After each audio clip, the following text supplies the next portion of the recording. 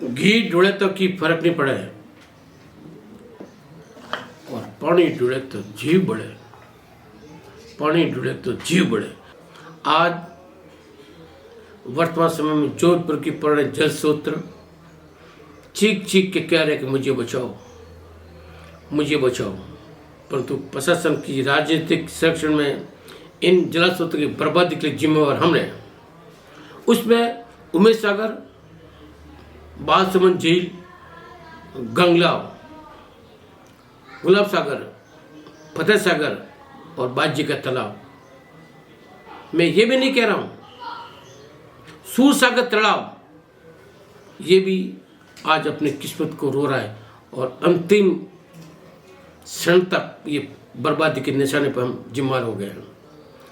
मैं आपसे एक अनुरोध करना चाहता हूं कि राज्य के मुख्यमंत्री जोधपुर के हैं, केंद्रीय जल मंत्री जोधपुर के हैं। मंत्री जी शेखर साहब, आपके पिताजी ने तो जोधपुर को पानी पिलाया था, पूरे जोधपुर को पानी पिलाया था और जोधपुर में वो एक अधिशासी अभियंता थे, वो एक्शन थे, उनको मालूम का पानी का मोल क्या होता है। आप एक जल मंत्री, केंद्रीय जल मंत्री है, उसके बाद में आज गंगा बर्बादी की तरफ जा रहा है, उमेश सागर बर्बादी की तरफ जा रहा है, बालसमंद झील बर्बादी की तरफ जा रही है। समय बहुत कम है। अगर आपने उमेश सागर, बालसमंद झील और गंगलाव और बाजी का तालाब का संरक्षण कर दिया तो आने वाली पीढ़ी आपको याद रखेगी। मैं विशेषकर आपको उमेश सागर के बारे में बताना चाहता हूं कि उमेश सागर की तरफ आज 27 किलोमीटर ये नहर है और इसमें 9 किलोमीटर नहर भूमाफियाओं ने अपने निजी स्वार्थ के कारण इस नहर को तोड़ दिया, इसके बहाव क्षेत्र को बर्बादी कर दी है। मैं महाराजा उमेश सिंह जी का बहुत बहुत ऋणी हूँ। 1932 में जब ये नहर टूट गई थी तो उन्होंने अपने जेब में से 2 लाख रुपये खर्च के इस नहर को वापस रिपेयरिंग कराई और उसके बाद में इसका जो महत्व था आज पूरे पश्चिमी राजस्थान में महत्व है। ये तो शुक्रगुजार है पूर्व मंत्री का और भैरव सिंह जी का कि इस तरह जोधपुर में राजस्थान केनाल को पानी आ गया, अन्य जोधपुर खाली हुआ था। मैं आज इस मंच से रामजी व्यास, अध्यक्ष आध्यात्मिक क्षेत्र संस्थान, मैं नरेंद्र मोदी जी का बहुत बहुत ऋणी हूँ। वो जब भी जाते हैं, किसी भी विदेश में जाते हैं या किसी भी स्टेट में जाते हैं तो पानी का मोल क्या होता है उनके बारे में विचार विमर्श करते हैं। तो मेरा नरेंद्र मोदी जी से निवेदन है कि आप थोड़ा शेखर साहब को बताएं कि जोधपुर की जनता चीख चीख के कह रही है कि उमेश सागर बचाओ, बर्बादी को बचाओ, वहाँ अवैध खनन से बचाओ और अतिक्रमण से बचाओ और बालसमंद झील जो खनन के कारण बिल्कुल बर्बाद हो गई है उसको बचाएं।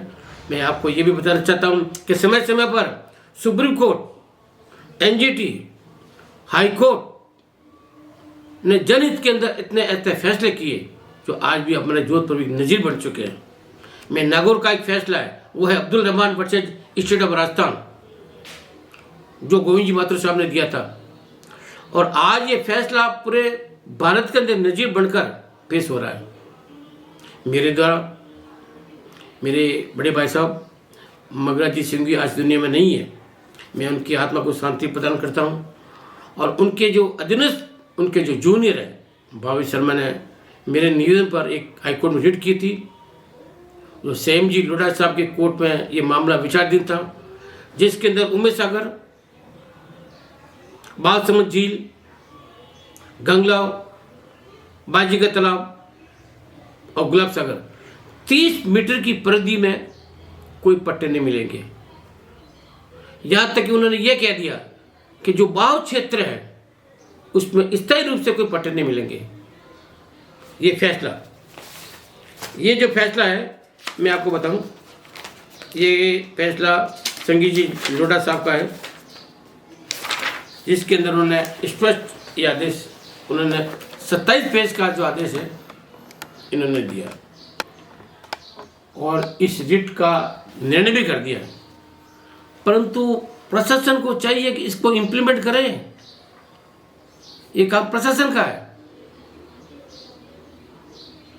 अन्यथा इसकी बर्बादी में कोई समय नहीं लगेगा और आने वाले इतिहास के अंदर पढ़ा जाएगा कि ये कोई उमेश सागर था, ये कोई बाजी का तालाब था, ये कोई गंगलाव था और ये बालसमंद झील थी।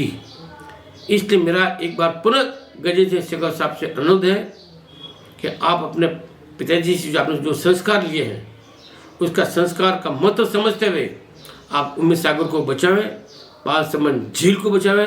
इन्हीं के साथ में शुभकामना। जय हिंद।